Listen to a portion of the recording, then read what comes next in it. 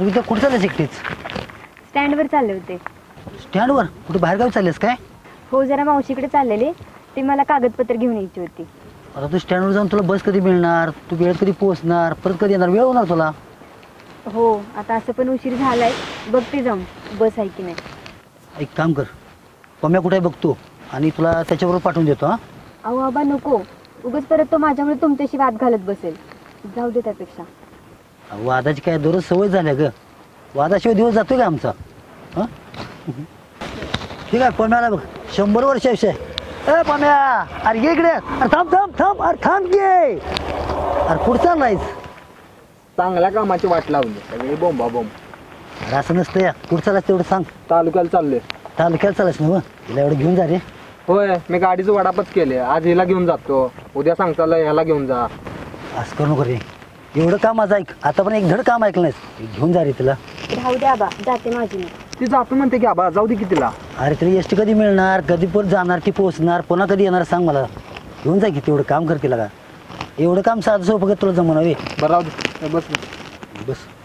आणि पोचल्यावर फोन कर बरं का. हो. हां सावकाश जरा बाबा. हां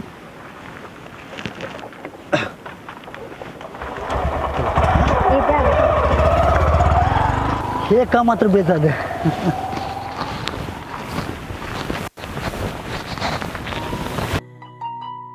काजव काजव काजव काजव.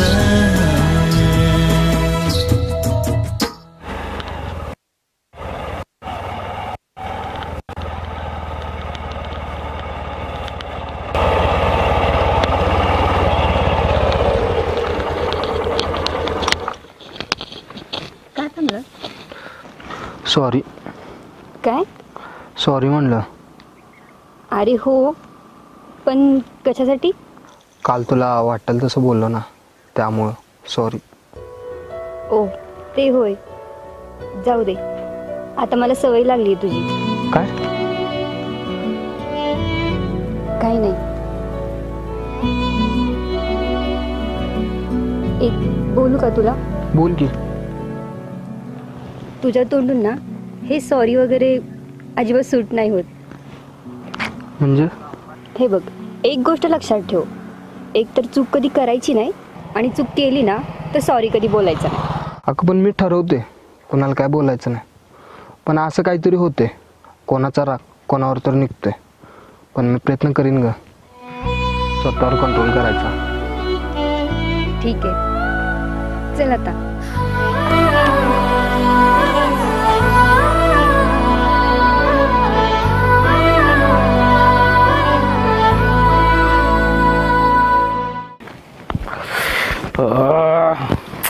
दादासाहेब काय झालं? सावंतवाडीच्या निवडणुकीचं काय कळालं काय? त्यात काय कळायचंय? सचिन सावंतच येणार. काय दगडावची रेग आहे? तसं झालं नाही. अपोजिट पार्टी सीट लागले तिथं. काय सांगता? तेच तर टेन्शन आहे मला. वातावरण समज फिरले. लोक येड्यागत कुणाला बी मतदान करालेत. पैसे दिले की सगळे विसरतात. आपलं मतदार आपल्या ताब्यात ठेवायला काहीतरी डोकं लावायला पाहिजे. भ्रम आहे तुझा भाऊ. आजवर जे आम्ही समाजसेवा केल्या त्यामुळे हा समाज आम्ही घट्ट धरून ठेवलाय. समाज तुटायला किती वेळ लागतोय? बघितलं ना सचिन सावंतचं काय झालं? ते बी खरं आहे म्हणा. पण ह्या व्याजाच्या धंद्यानं माणसं तुटायची वेळ आली. मग काय करायचा विचार आहे तुझा आता? धंदा व्याजाचाच, पण स्वरूप मोठं. आज 4-2 माणसं आपल्याला व्याज देतात. उद्या अख्खं गाव नव्हत तालुका व्याज द्यायला पाहिजे. असं काहीतरी करायचं आपण.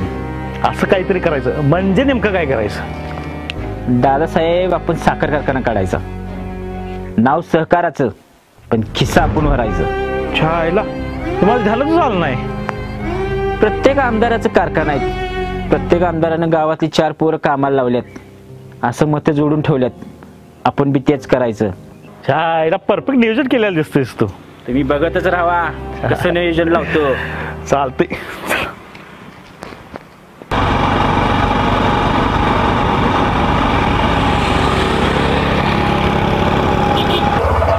अरे थांब थांब. का? काय झालं? अरे थांबव जरा गाडी. अगं मला काम आहेत ग. अरे कामं काही रोजच असतात ना, थांबव ना जरा गाडी इथं. त्याचं काय मध्ये मध्ये तापच थांबव जरा 2 मिनिटं. काय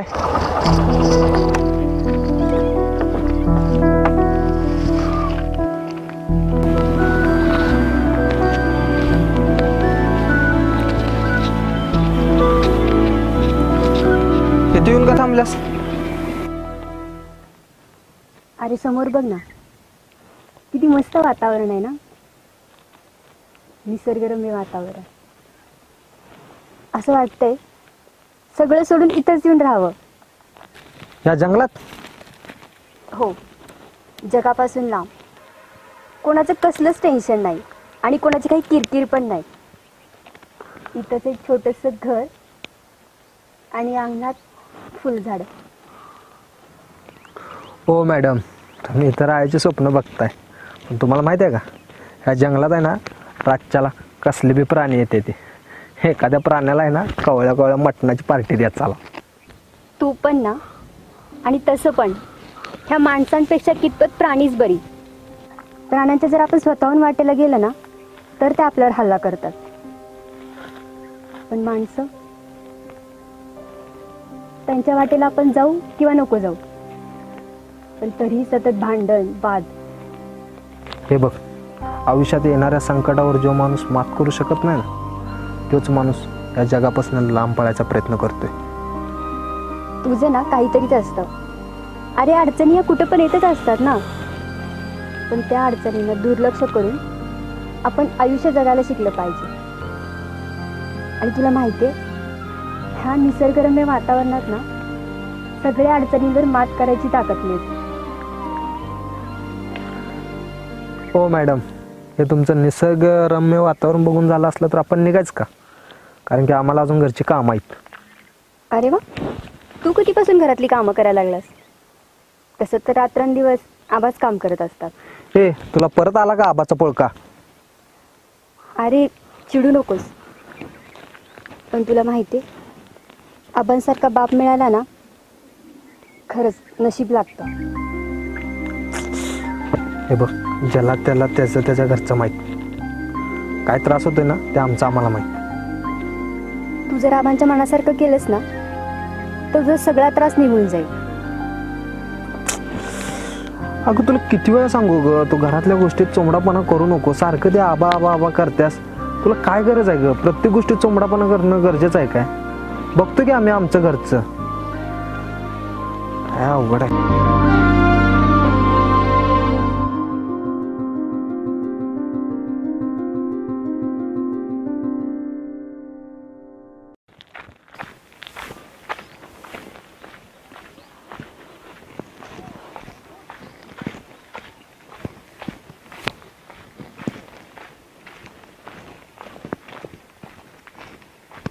ते व्याजाचं पैशाचं काय काय झालं? काल जाऊन आलोय दाब देऊन. आज येईल. राम राम साहेब. अरे तू बबन ना? होय, होच बबन. काल माझं व्याजाचे पैसे द्यायला टाळाटाळ करत होता. चालायचं भाऊ, अडचणी असतात माणसाला, घ्यायचं सांभाळून आपणच. बरं बोल, काय काम काढलं माझ्याकडं? पैसे घेऊन आलतो, मला व्याज आणि मुदत सांगता का? 6 महिन्यापूर्वी 10,000 घेतलं होतंस, त्यातलं आजवर 4,000 दिलेस. वरनं 2,000 तुझ्यावरच होत्यात. एकूण 12,000 देणार आहेस तू. वरनं 1,200 रुपये एवढे देणं लागतोयस बघ. हे 3,200 रुपये घ्या, म्हणजे 3,200 रुपये जाऊन व्याज जाऊन 10,000 रुपये राहतात. पुन्हा पुढच्या महिन्यात 3,000 रुपये देतो, पुन्हा मग 8,000 रुपये राहतात. तसं मला ह्या वहीत लिहून द्या.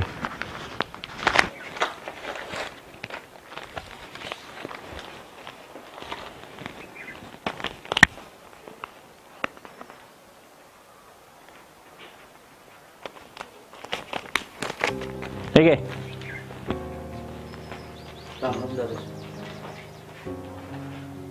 दादासाहेब, वाटलं नव्हतं की पैसे दिल असं.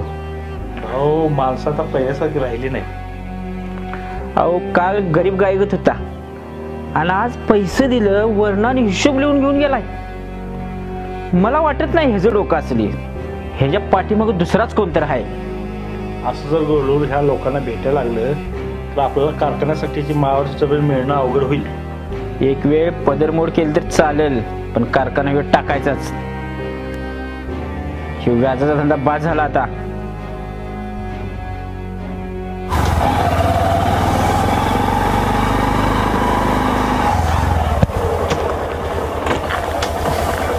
काय झालं रे? डोळ्यात गेलं का? हा मी बघते. नाही नको, माझं मी अरे बघतो. थांब तर.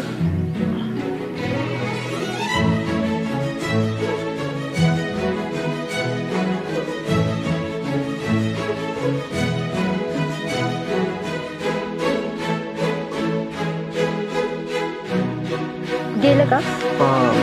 बहुतेक गार वाटायला. आणि काय रे, गॉगल कुठे ठेवलायस? ठेवला असशील घरात. समजत नाही का तुला गाडीवरून जाताना गॉगल घालायचा? हे सगळं तुझ्यामुळेच झाले. तू काढ की अजून घरचा विषय. तुला कोण सांगते ग घरातल्या गोष्टीत चुमडापणा करायचं? पार प्रवासाची सगळी वाट लावली आहे ना.